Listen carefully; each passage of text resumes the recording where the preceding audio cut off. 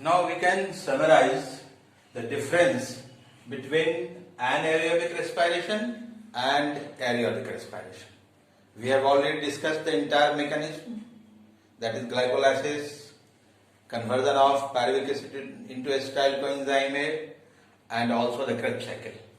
And now the difference between anaerobic respiration and aerobic respiration.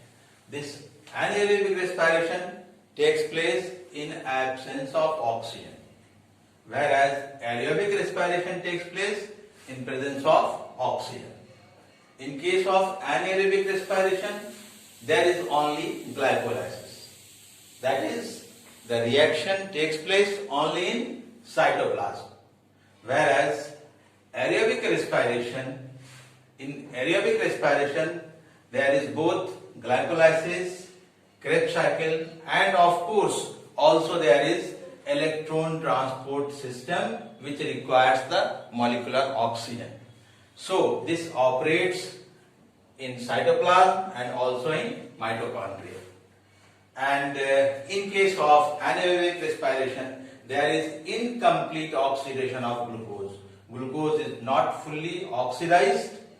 There is incomplete oxidation of glucose, whereas in case of aerobic respiration, there is complete oxidation of glucose.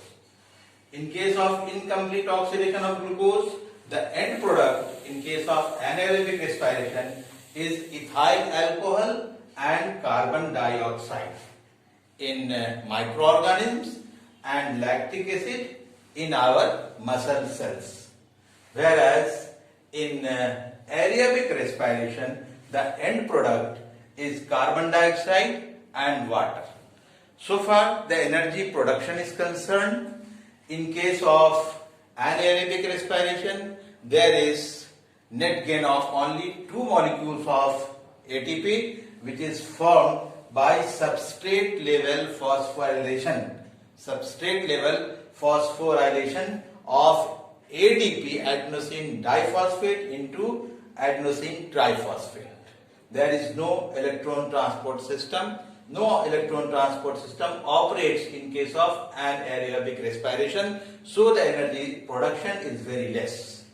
In case of aerobic respiration, one molecule of complete oxidation of one molecule of glucose yields 38 molecules of ATP. 2 molecules of ATP is formed during glycolysis. 2 molecules of ATP during glycolysis. 2 molecules of ATP is formed during glycolysis.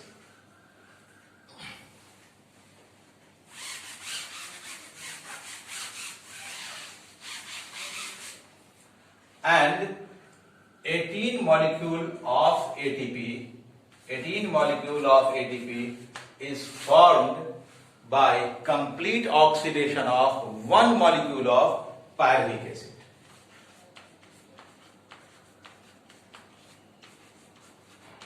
Pyruvic acid first gets converted into acetyl coenzyme A, and then there is complete oxidation of acetyl coenzyme A in Krebs cycle. And complete oxidation of 1 molecule of pyruvic acid yields 18 molecules of ATP.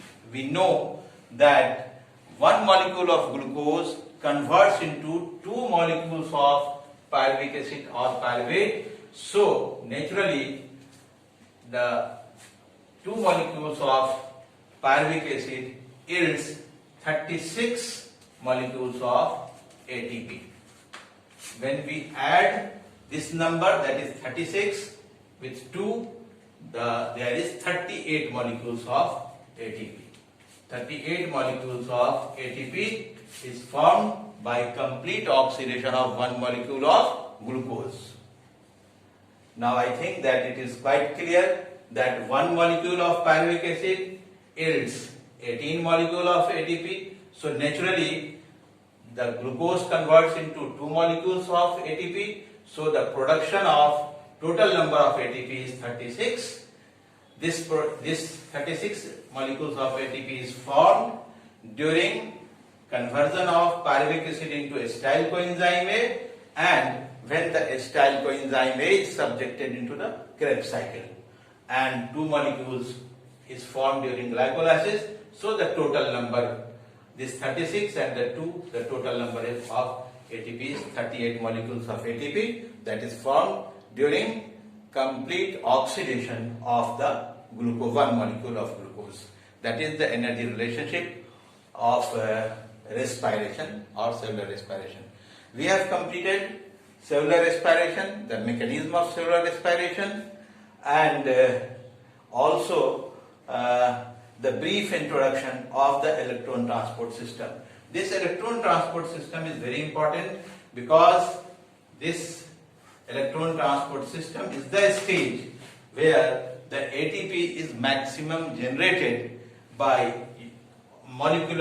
oxidation, by terminal oxidation of the energy rich compounds, that is NADH2 and the FADH2, and these compounds are formed during glycolysis, conversion of pyruvic acid into acetyl coenzyme A, and also during the Krebs cycle. Now in our next video we will discuss about the external respiration, that is the mechanism of inhalation and exhalation in case of animal.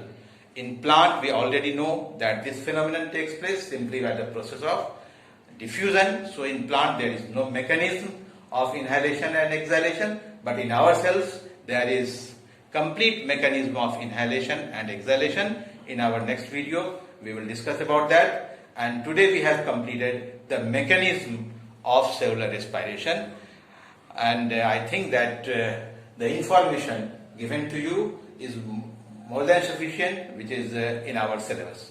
Thanks.